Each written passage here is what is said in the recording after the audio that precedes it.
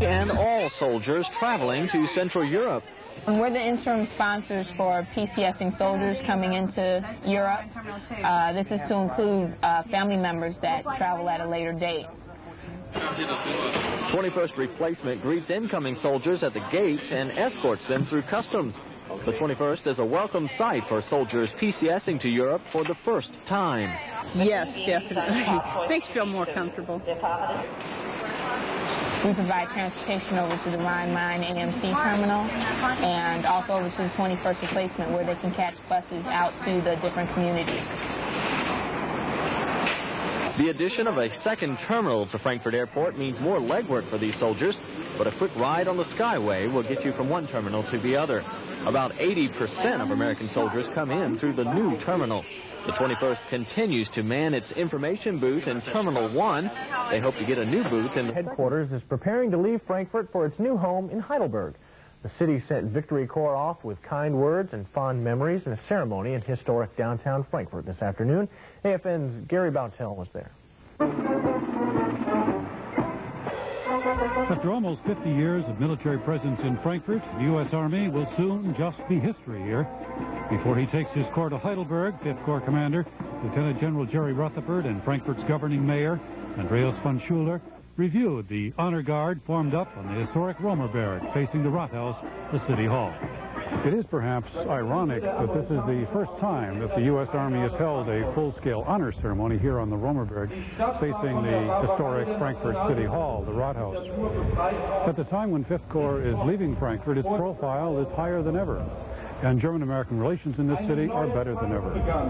It's a historic moment for both the Corps and the city. We leave here with more than a touch of sadness, but we are proud to count ourselves as among those fortunate enough to have lived here and call Frankfurt home.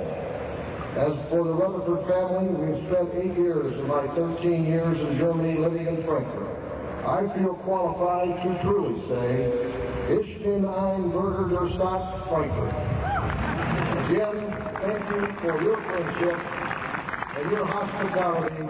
God bless. Dankeschön und auf Wiedersehen.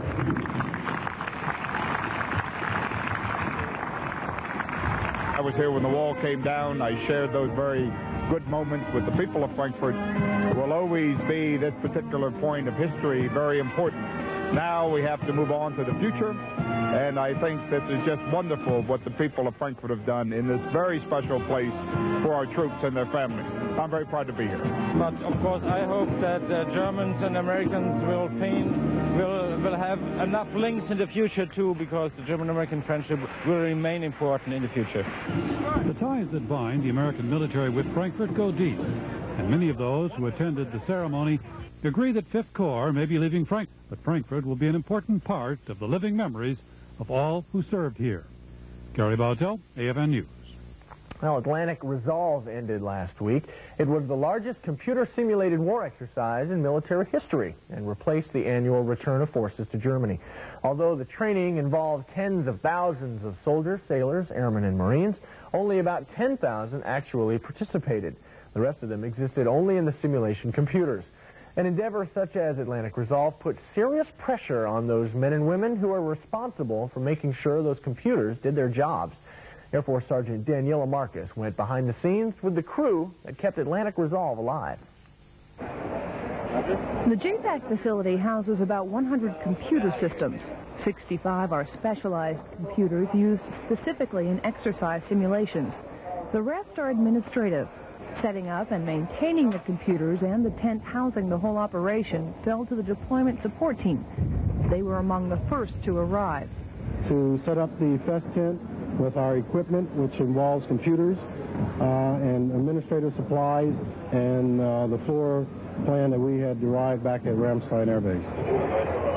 Specialists from USAFE's Computer Systems Squadron handle the maintenance of the simulation computers, known as the Contingency Theater Automated Planning System, or CTAPS. Initially, power was a concern to us. It took a while to get the power turned on by the contractor. Once that's been up, the network itself hasn't been a problem. Some communication problems with remote sites, but those were worked out rather quickly, and all in all, we've done quite well with the system. The CTAP systems are the same ones that would be used in a real contingency or war. They are using the machinery that they would actually use in a real war, because all these computers have planning tools, programs that help them in their actual job. The deployment support team will have a much more difficult job packing up after the exercise.